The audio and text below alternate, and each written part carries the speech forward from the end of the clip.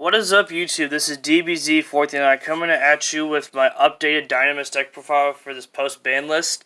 A lot of you guys have been wondering, where is the Dinomist deck profile? And here it is, and without any further ado, let's get on with the deck profile. Starting off with the main deck. First off, we play triple Dinomist Rex. The boss monster for the Dinomist deck. Pretty much, as I explained in all my videos, that the scale 6s prevent targeting on Dinomist cards you control, and you can use the scale 6 to negate and destroy. Also, Dinomist Rex is really powerful because, if it attacks and it survives the attack, you can potentially shuffle away a problematic card on the field, cards like Colossus and things like that, and, proceed with your plays. So, Dinomist Rex is pretty strong. Next, we played triple Dinomist Brachion. Excellent card going second. Really good turbo card for Electromite. Being able to special summon for free is really nice. Next, we run the triple Ceratops, another turbo card for the deck. If you control all dinosaur monsters besides Ceratops, you can special summon him for free. And the scale 3 is also pretty nice. That for whenever a Dinomist card would be destroyed by battle card effect, you can use the scale 3 to prevent the destruction by destroying the scale 3 itself. Also, they're level 5 machines, so you can use them to go into cards like Cleave Genius and Cyber Dragon Infinity. Next, we run the triple Plesios. Pretty nice. For every Dinomist card you control, your opponent loses 100 attack and defense, and that comes up big sometimes. Next, we run the triple Dinomist Terran. Whenever this card destroys a whenever this card destroys a monster, you can search a Dinomist card. So it's your only monster searcher. I wish it was if it was summoned, you get to search a Dinomist card. That would be busted, but yeah. Next, for some turbo cards, we run triple Curtain Raiser. It's level 4, high scale, so you can potentially summon everything. And level 4 turbo card. Next, we run the triple Magical Abductor, probably the heart and soul of the deck. In scale, if for every time a spell card is activated, you get to add a spell counter to it. And for every, you can remove 3 spell counters to search any pendulum card, which is really nice. Also, on the field effect is really good. I want to take some time on that. If it has 3 spell counters, you can remove 3 spell counters to search Droll and Lockbird from your deck, which is really nice. And for each spell counter this card has as a monster, it gains 100 attack.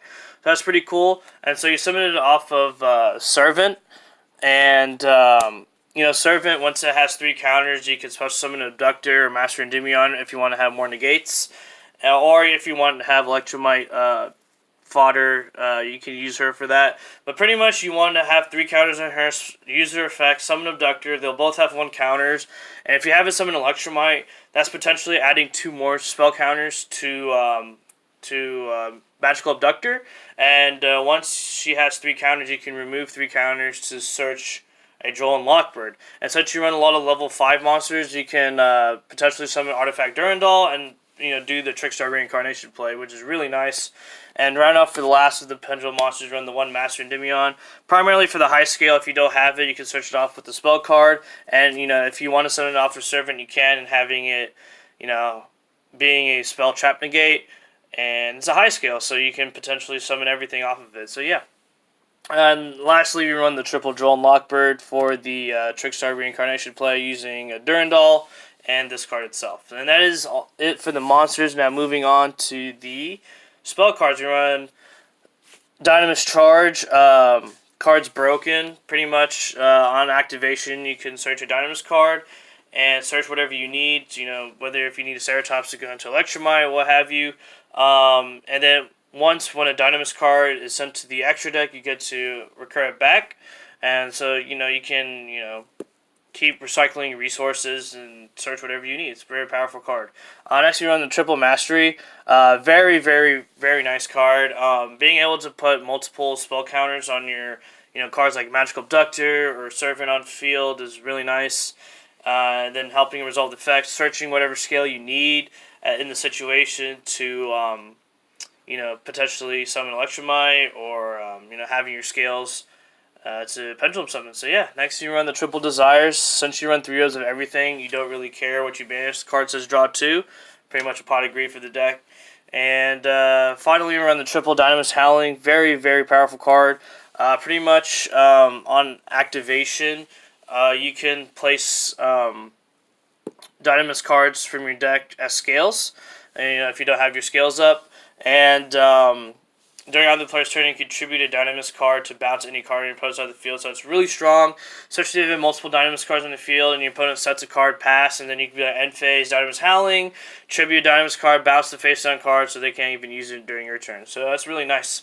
That is it for the main deck, and now moving on to the side deck. Now, side deck is up to personal preference. You can play whatever you desire. However, I play triple Thanos going second. It's really nice because you can protect your stuff, shuffle back bricks, and yeah. Next you run the double Ash and double Ghost Ogre. In my opinion, they're probably one of the best hand traps, and that's your hand trap lineup. You can essentially side your entire Endymion engine out as a 7-card engine and just put in a bunch of hand traps going second, and the deck can still work flawlessly. Next you run, let's see, triple heavy storm dusters. Sorry, my cards were kind of unorganized. Yeah, so for going first, if you need to get rid of hand traps or what have you, oh, not hand traps, back row, floodgates, things like that. Heavy storm duster can do that for you. You don't want to run twin twister because you want to have as much resources as possible in hand, and so heavy storm duster can do that for you in the sense that you can destroy back row for free. And next you're on the double crackdown. It's just such a game-changing trap card. I feel like if you have space, you should run it. It's just so good. Being able to snatch an opponent's monster, disrupting their plays, and then using it for link material is really nice. And lastly, you play triple evenly match. Card's a blowout card against many decks that run a bunch of floodgates and trap cards or what have you. Get rid of those problematic cards, and then later on proceed with your plays and potentially win the duel. And that is it for the side deck, and now moving on to the extra deck. For the 4 link monsters we play, yeah, I'm just going to put it all out right here. Electromite, we don't even need to explain that. And then Starboy, since all your monsters are pretty much water, it can help, boost for game, and also it's really good against the Salmon Great matchup. Believe it or not, the 500 or the decrease in attack points makes a big difference. Cleave 4 Genius is a really underrated card. Being able to negate a card on your opponent's side of the field is really strong, and then whenever 2 monsters push up into its pointers, you can search a level 5 or higher machine monster. If you have Spell Canceller, please put Spell Canceller to the side deck. I don't have it on me right now, but I highly recommend that card. The card's really strong, especially against decks like Sky Strikers. And then finally for the link monster, run Zephyr Metaltron.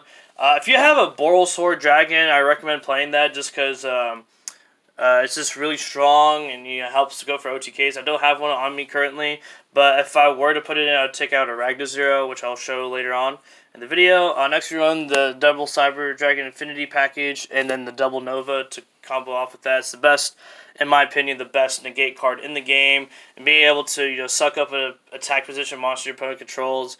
Really strong card. Next we run the 1 Durandal for the Trickstar Reincarnation play. Then you run the Toad and the Bahamut Shark. You can potentially have 3 negates on board with Toad, Infinity, and Master Endymion if you play it right.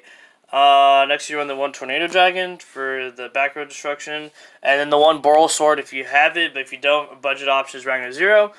Playing it with Plesios, being able to destroy an attack position monster and drawing a card during either player's turn is really nice. 1 Cowboy for game and in time, and then finally 1 Dweller. It'll have the power boost since all your monsters are water. That's pretty nice. Shuts down decks like Orcust or what have you, Dangers. And yeah, that's pretty much it for the deck profile. Almost the same thing as usual, but just minor tweaks here and there. But yeah, YouTube, thank you so much for watching. If you have any questions or things like that, please post it down below in the video. We try our very best to respond on a timely manner. Hit that like and subscribe button, and have a nice day.